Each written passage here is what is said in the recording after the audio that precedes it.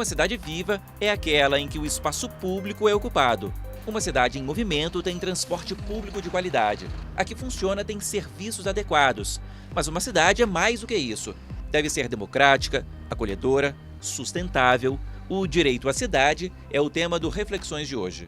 O que é esse direito à cidade e quais as alternativas que ele oferece para resolver conflitos que explodem nos municípios brasileiros? Cada vez mais as pessoas querem opinar e participar dos processos sociais.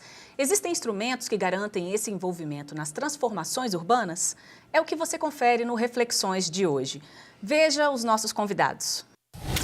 Sabrina Durigon Marques, advogada, professora de Direito Coletivo e mestre em Direito do Estado pela Pontifícia Universidade Católica de São Paulo. Wilson Levi, advogado, assessor especial da Secretaria de Educação do Estado de São Paulo, mestre em Direito, Filosofia e Teoria Geral do Direito pela Universidade de São Paulo e doutor em Direito Urbanístico pela Pontifícia Universidade Católica de São Paulo. Muito obrigada aos nossos convidados. E para começar o nosso Reflexões, já que nós estamos falando sobre direito à cidade, eu gostaria de perguntar para os nossos convidados o que é o direito à cidade e se ele está positivado no nosso ordenamento jurídico. Bom, o direito à cidade é um direito que está relacionado à qualidade de vida e à dignidade da pessoa humana, né? E ele é um direito coletivo que abrange diversos outros direitos que estão sim, de fato, previstos na Constituição Federal, especialmente no artigo 6º, né, que são o direito à moradia, à segurança, ao transporte, ao lazer. A ideia de que todos esses direitos, mas não só, e também especialmente que eles sejam considerados de uma forma conjunta, né, eles constituem o direito à cidade. E também a gente não pode deixar de considerar o artigo 182 e 183 da Constituição Federal, que são o capítulo da política urbana, né, que trazem a ideia da função social da cidade e da função social da propriedade, que em si tem a ideia de democratização do uso do solo, e essa democratização que ela seria uma das formas de garantia do uso da cidade por toda a diversidade, né? Isso que seria em si uma ideia básica do direito à cidade. Então é um direito que acho que ultrapassa os limites de um direito urbanístico. Ele acaba passando por diversos segmentos tradicionais, se a gente fosse considerar os ramos tradicionais do direito, né, ainda se fosse fazer essas referências, ou a gente pode catalogar no direito urbanístico? Qual é a visão? Eu diria, André, que como a Sabrina bem pontuou, que o direito à cidade, na verdade, é um conjunto de direitos. E é um conjunto de direitos que referem-se à cidadania no território urbanizado. Então, quando a gente fala em direito à cidade, nós estamos falando no conjunto de direitos que asseguram o exercício pleno da cidadania dentro do território urbanizado. Nesse sentido, ele é um tema que está relacionado à pauta do direito urbanístico, mas eu diria que ele vai muito além do direito urbanístico. Eu diria, inclusive, que o objeto do direito urbanístico é o direito à cidade, a meta do direito urbanístico é o direito à cidade. E é importante pontuar que essa inovação ela é muito importante porque ela coloca o direito urbanístico em outro patamar. Quando foi concebido, o direito urbanístico lidava com questões muito singelas, muito simples, de ordenação do território, uma característica muito semelhante ao direito administrativo clássico, que prescreve condutas, que diz o que é permitido, o que é proibido, como que a cidade se divide, quais são as zonas, o planejamento das cidades. O direito urbanístico era muito mais uma especificação do direito administrativo naquela Exatamente. época, né? E nesse momento ele alça um outro patamar que tem como objetivo, como algo que ele precisa realizar através dos seus institutos, através das leis e através da sua produção doutrinária, que é o direito à cidade. Sabrina, agora pegando já aí o Estatuto da Cidade, que eu acho que lá efetivamente nós tivemos uma expressão, uma garantia, né, quando fala lá da política urbana, diz lá como garantia o direito à cidade sustentável. Isso então, o que é preciso para se garantir, para se efetivar essa cidade sustentável ao cidadão de um modo geral? Existem várias maneiras, né? Porque a ideia do direito à cidade como o Wilson bem falou, ele extrapola a ideia no âmbito jurídico, né? Ele envolve outras formas de manifestação e de busca de legitimação de conquista desses direitos. Então, por exemplo, hoje a gente tem visto muitas manifestações, né, de busca por conquista da utilização do espaço público, né? Se a gente for olhar essas últimas manifestações de 2013 para cá, diversos movimentos têm se organizado para pautar a luta, na verdade, né, pela conquista de alguns direitos à cidade, como a utilização de transporte público, né, que transporte público tenham qualidade, que possam ter tarifas acessíveis. A gente tem uma série de movimentos também, não só no Brasil, movimentos internacionais, de mulheres que estão reivindicando cidades seguras, né, para poder ter o direito de ir e vir. Isso aqui em Brasília é muito fácil a gente identificar, se a gente for olhar aquelas passagens subterrâneas, né, que a gente tem que ultrapassar do eixo de cima para baixo. São lugares que a gente tem uma ideia de priorização dos carros para cima e os pedestres passam por baixo, por lugares escuros, sem a visão, né, das pessoas que estão transitando. Então, são todas essas formas que a gente tem que elas ultrapassam essa busca da garantia somente jurídica, do processo, da atuação judicial, né? São movimentos, são organizações que acabam se organizando por essa busca coletiva desse direito. Inclusive, acho que a grande pauta por trás, a Sabrina trouxe um assunto que é muito importante, a grande pauta por trás dos movimentos de junho de 2013 seguramente foi o direito à cidade, a reivindicação do direito à cidade. Junho de 2013 aparece para nós como a reivindicação de um direito social que é o direito ao transporte, mas o que estava em disputa e o que estava em jogo naquele momento era a reivindicação de qualidade de vida nas cidades, que tem um sentido muito mais difuso, muito mais amplo.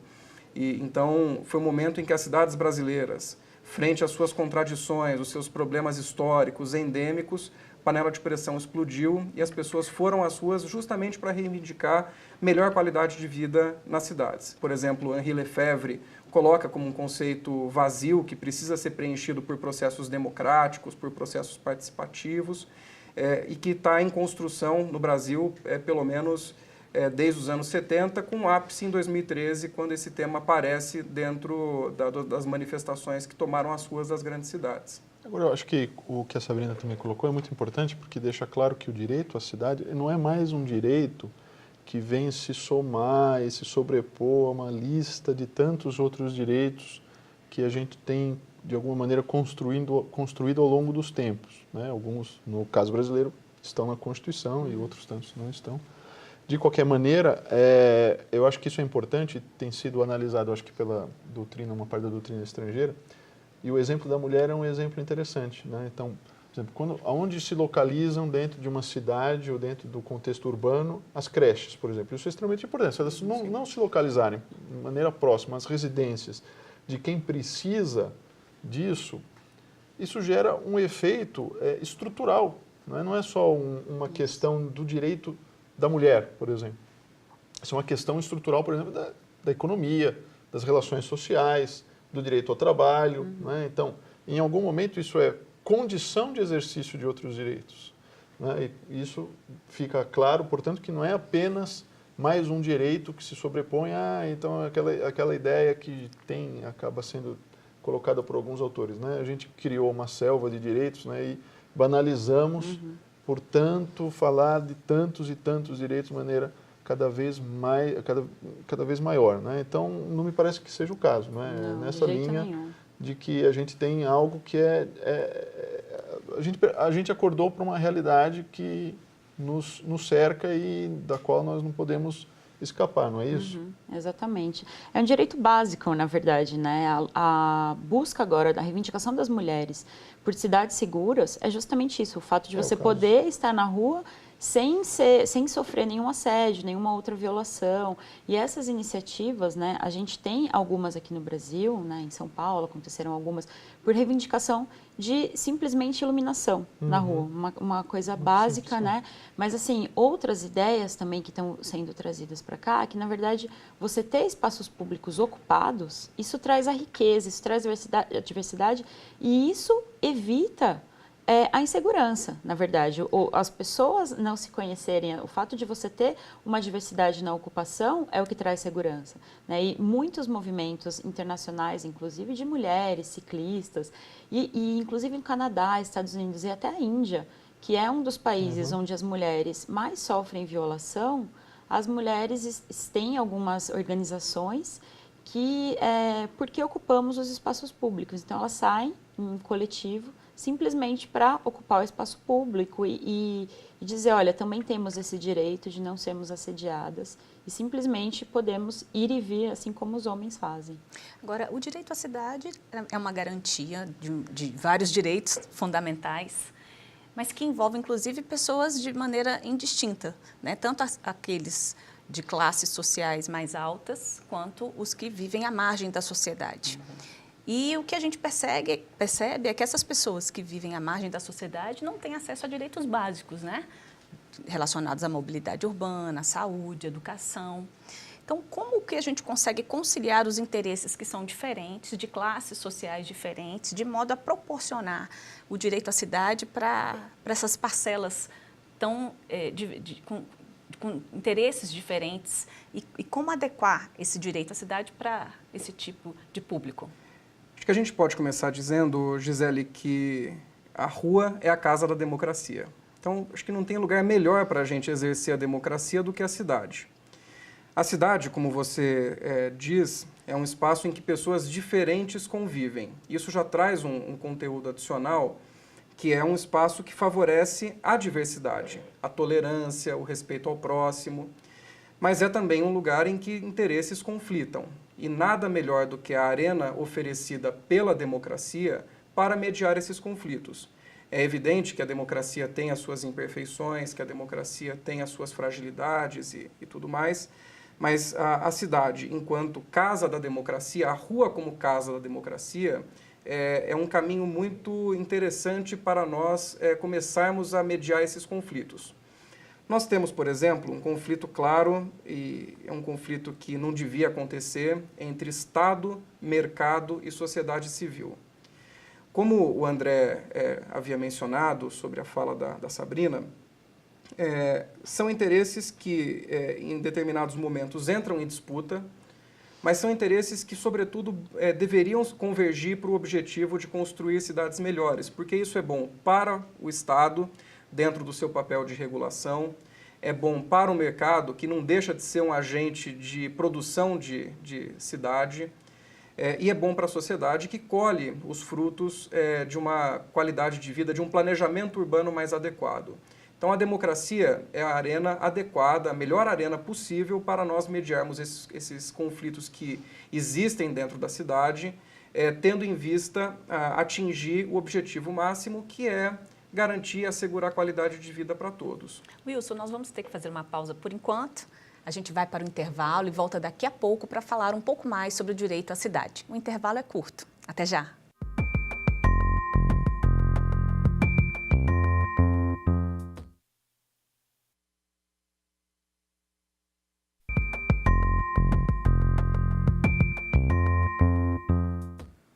O Reflexões está de volta e discute hoje o direito à cidade. A gente terminou o bloco anterior falando sobre democracia, mas é mais do que isso. As pessoas querem ser protagonistas e não apenas participar. A cidade é delas, é nossa. Existem bons instrumentos para assegurar esse protagonismo nas transformações urbanas? Começo perguntando isso, então, ao Wilson. Quer dizer, é possível falar, hoje em dia, já dessa maior presença da população na discussão sobre a sua própria cidade, os rumos da cidade, como ela deve se diferenciar?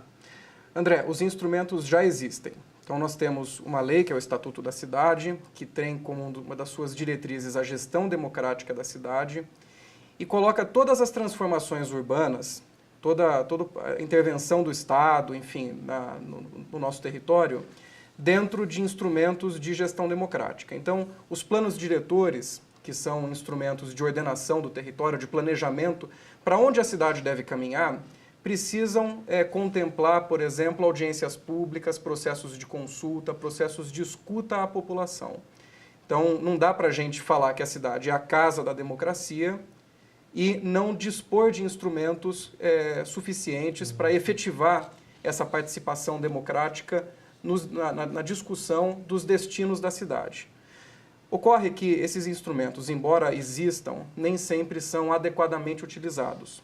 Então, nós ainda, mesmo passados aí quase 15 anos, mais de quase 15 anos do Estatuto da Cidade, de entrada em vigor do Estatuto da Cidade, nem todas as cidades desenvolveram ferramentas eficazes e espaços eficazes de participação que assegurem ao cidadão dar a sua opinião, ter a sua voz ouvida, falar o que ele pensa sobre como a cidade deve ser construída e como ela deve ser planejada daqui em diante. Mas às vezes nem o próprio planejamento, né? Que é na verdade, o planejamento é até uma obrigação constitucional, né?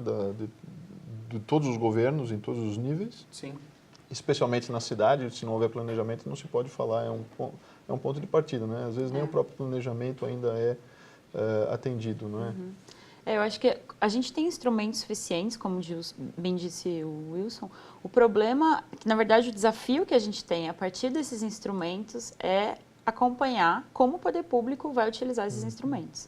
Né? Porque muitas vezes a lei, ela determina que o processo participativo seja pré-requisito de validade daquele ato, e muitas vezes o processo participativo ou ele é respeitado simplesmente só formalmente, né, dizendo que aquele espaço foi garantido, mas substancialmente os temas que são levados para aquele espaço de discussão ou a forma como o debate é conduzido, na verdade você não existe, a gente fala da importância da paridade quando a gente está falando de conselho muitas vezes, mas não basta, né, porque a sociedade civil que está participando, ela não traz aquela bagagem do próprio poder público, então ainda é necessário esse momento de formação. Então, assim, são muitos os desafios para que esses instrumentos que a gente tem e que, de fato, poderiam ser aproveitados para que eles sejam efetivamente democráticos. Era o que eu ia até perguntar, Sabrina, porque nós vemos as pessoas, na verdade, nas ruas reivindicando por questões sociais e, no entanto, eu tenho a impressão de que a participação popular nesse processo de decisões no que diz respeito à cidade, ele ainda é bem inicial, ele precisa, na verdade, de um amadurecimento, precisa de uma participação efetiva do cidadão. E aí, o cidadão, ele tem, atualmente, a regulamentação prevê que essa participação ela pode se dar de maneira individual ou é preciso se dar por meio de grupos organizados, de sociedade? A sociedade ela tem que se organizar em grupos para poder participar desses processos ou, individualmente, cada cidadão pode reivindicar? Gisele, o ideal é que as pessoas se agrupem em torno de determinados interesses até para garantir uma certa representatividade. Nós temos experiências muito positivas de participação direta, por exemplo, a discussão do último Plano Diretor de São Paulo, que entrou em vigor em julho de 2014 e que permitiu que o cidadão encaminhasse suas sugestões por e-mail, então podendo participar individualmente do processo. E foi um processo bastante bem articulado, bastante estruturado, frente àquilo que nós temos no nosso país, e permitiu sim que as pessoas interviessem diretamente na discussão. E até o uso da tecnologia, porque isso traz um ponto importante, as pessoas não têm tempo de participar. Uhum.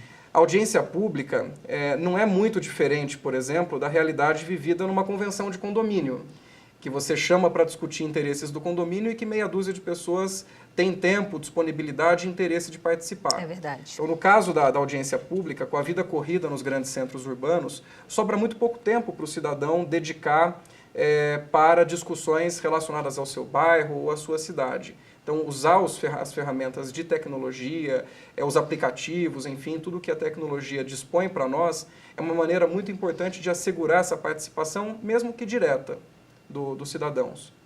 O direito à cidade, ele fica mais como um dever de implementação por parte do poder público e menos como um uso de um direito individual.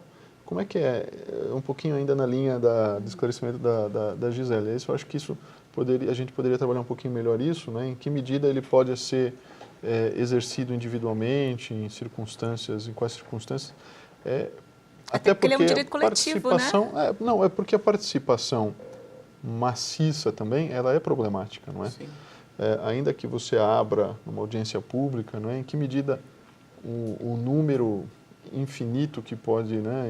Um número excessivo, né? Que pode chegar de de colocações e demandas pode também viabilizar uma transformação importante, por exemplo, né? Pode ser benéfico, como pode não ser necessariamente benéfico. Eu tenho para mim o exemplo do orçamento participativo no Rio Grande do Sul, que foi um caso pioneiro, né? É um case brasileiro, conhecido no mundo inteiro, em que havia efetivamente presença da população com conhecimento, aquilo que a Sabrina estava colocando. Então, o que se considerava importante era que as pessoas que tivessem algo a dizer, quer dizer, pessoas que têm representatividade no assunto, e ainda que tivessem posições totalmente divergentes, né, José? Mas que, especialmente divergentes, mas com conhecimento. Então, aqueles que tivessem, portanto, algo a dizer, que pudessem ser contemplados em nome de todos. Né? Isso também é uma fórmula interessante quando a gente trabalha com um modelo democrático em que se vai preencher, como o Wilson disse, o conteúdo. Que os valores não são pré-determinados, que você não tem o objetivo final já traçado antes de começar. Quer dizer, né, você depende do processo e depende das discussões que vão se seguir.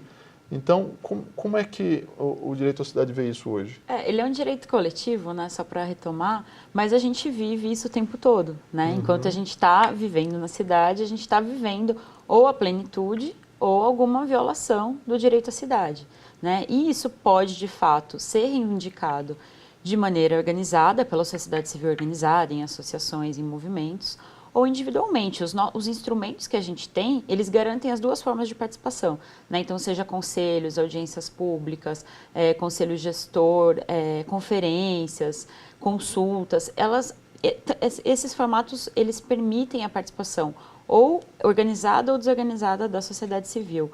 Agora, eu acho que, de fato, a gente tem esse desafio, né, da sociedade, muitas vezes a sociedade civil organizada, isso é facilitado, porque aquele grupo, né, como o Wilson disse, já existe um preparo prévio, uma organização daquele coletivo, com uma capacitação técnica que vai permitir aquela facilidade naquele entendimento de determinado tema.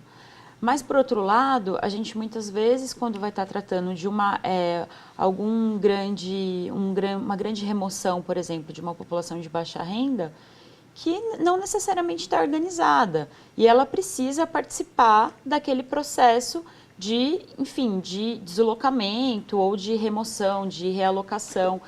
E nem sempre essa população está bem informada, porque não é obrigação mesmo daquela população de conhecer esses termos técnicos que a gente tem no direito. Né? Então, como os EIs, quais são os instrumentos do plano diretor, enfim, são questões técnicas que, de fato, eu entendo que aí é uma responsabilidade do poder público de conseguir ouvir os problemas, exato, as dificuldades, o que essas pessoas vão ser impactadas. Mas eu entendo também a posição do André, que traz um alerta que para nós em direito urbanístico é muito caro, né, Sabrina? Da democracia que se torna democratismo. Porque, como o André bem colocou, você amplia o acesso das pessoas e nem sempre as pessoas querem coisas que são boas para a cidade. Então, embora seja um conceito vazio, se nós localizarmos ele dentro do nosso ordenamento jurídico e da nossa Constituição, bom, a nossa Constituição é o nosso projeto de nação, então isso já coloca um limite objetivo das demandas que podem ser contempladas num processo de deliberação pública. Então, porque a gente não pode correr o risco, por exemplo, de um grupo grande de pessoas, da totalidade de uma cidade, por exemplo, se reunir numa audiência pública e entender que direito à cidade é murar a cidade toda e transformá-la num grande condomínio fechado. Então, os limites do processo de participação são colocados pelo próprio ordenamento jurídico, os limites daquilo que você pode pedir são colocados pelo próprio ordenamento jurídico e pela ideia de projeto de nação que o texto constitucional traz. Exatamente, mas só para concluir, eu acho que é exatamente isso. Mas eu acho que nesse caso em especial, né, a população afetada, ela detém o melhor conhecimento sobre a causa. Não é isso? Exato. O grande problema nessas circunstâncias é, de fato, não ouvir alguém que represente aquela comunidade ou os interesses, porque às vezes os interesses também não são uniformes, né? Mesmo sendo uma comunidade pequena, pode haver vários interesses conflitantes. Acho que nessas circunstâncias, inclusive, é até um dos postulados da chamada democracia deliberativa, né, dialógica, né, que você ouvir todos os pontos de vista que existem das pessoas que serão afetadas pelo assunto. Acho que isso também é importante. E aí vem a minha pergunta, será que esse é o maior desafio do direito à cidade ou a gente ainda pode citar outros desafios que ainda estão por vir? Eu acho, Gisele, que o maior desafio concreto para nós hoje no Brasil relacionado ao direito à cidade é que essa legislação, o Estatuto da Cidade, a própria Constituição, elas chegaram, esses textos legais chegaram no momento em que o país já estava extremamente urbanizado. O Brasil tem 86% da sua população vivendo nas cidades. E isso desde 2010, pelo menos. Só que o processo de urbanização ele vem de 1950 e ele sofre uma intensificação nos anos 70, 80 e 90. Então os problemas já estão postos, os problemas já estão consolidados e o direito urbanístico precisa fazer frente a esses desafios consolidados sem perder de vista o desafio de fazer planejamento. Então é o que a gente costuma dizer no Poder Executivo, que é trocar o pneu do carro com ele em movimento. É você olhar para frente sem negligenciar os problemas consolidados, a informalidade, a habitação precária, a falta de acesso a saneamento básico e a todos os direitos que compõem o direito à cidade, esse direito coletivo que é o direito à cidade. Para mim, esse é o principal desafio. É um tema desafiador, não é, José? Bastante. Por hoje, eu quero agradecer a presença da Sabrina, a presença do Wilson. O programa Reflexões fica por aqui.